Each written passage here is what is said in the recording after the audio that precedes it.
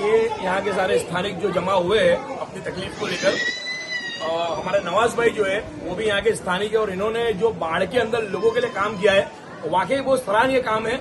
इन्होंने कमर से ऊपर तक के मतलब जो चेस्ट के ऊपर तक के पानी के अंदर इन्होंने प्रशासन की जो नावें है वो खींची है, घर घर तक लोगों को मदद की है। तो नवाज भाई का ये काम जो इंसानियत को है वो दिल से सलाम के लायक है। और हम जानेंगे नवाज भाई से कि नवाज भाई यहाँ पर क्या पोजीशन थी 2 दिन के पहले और किस तरह से हादसा हुआ और किस किस का मतलब यहाँ पर मौत हुई, डेथ हुई, और प्रशासन की क्या बेदरकारी है, प्रशासन ने क्या अच्छे बुरे काम किए, आप जरा बताओ।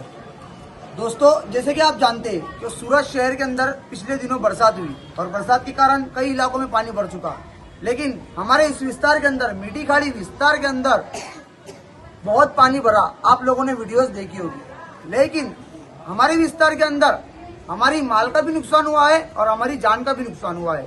तो हमें इस जो बात हुई है, हमें इस मुद्दे का सोल्यूशन चाहिए।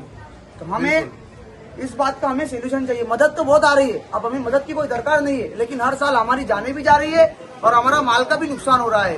तो जो सत्ताधारी पक्ष है, जो सत्ता में बैठे हुए हैं, जो पूरे सूरत में घूम रहे हैं, जैसे कि हमारे मेंबर ऑफ पार्लियामेंट हमारे CR पाटिल सर, हमारे धारासभ्य संगीता पाटिल जी और हमारे हर्ष भाई संघवी जी, जो पूरे सूरत शहर में घूमे, क्या उन्हें हमारा विस्तार नजर नहीं आया? क्या हम लोग भी इंसान हैं, उन्हें हमारा विस्तार नजर नहीं आया? हमारे तो माल का भी नुकसान हुआ है और हमारी जाने भी गई है। हर साल इसी तरह हमारे विस्तार में पानी भरा जाता है, लेकिन कोई सत्ताधारी पक्ष हमारे इलाके में नहीं आता है। क्यों? हम इंसान नहीं है?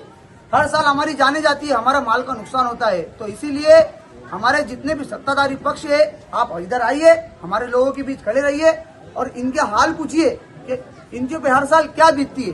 बस हमारी सरकार से यही मांगनी है।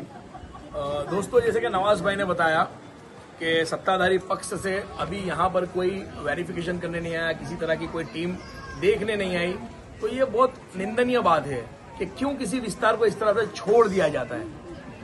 किसी विस्तार को इस तरह से क्यों छोड़ दिया जाता है यार? पूर्व में सबसे ज्यादा असरग्रस्त लोग यही थे, इन्हीं का सबसे ज्यादा नुकसान हुआ और अभी तक यहाँ विजिट करने आने का किसी का मौका नहीं है। इलेक्शंस के अंदर जो बेहरूपीय नेता यहाँ वोट लेने आते हैं, उनको इनकी तकलीफ में बिल्कुल खड़े रहना चाहिए और इन लोगों के हक के लिए बिल्कुल जो है गुहार लगानी चाहिए।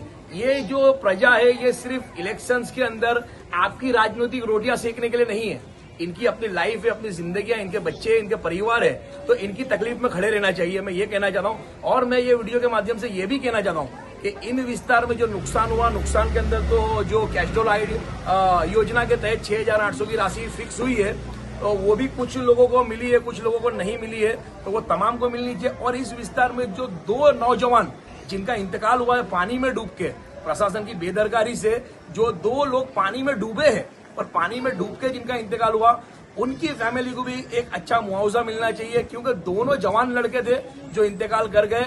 अपनी फैमिली उनके डिपेंड पे थी, उनकी फैमिली पूरी तरह से उनके ऊपर निर्भर थी जिनका इंतकाल हुआ है, तो उन फैमिलीज को भी अच्छी तरह से मुआवजा मिलना चाहिए।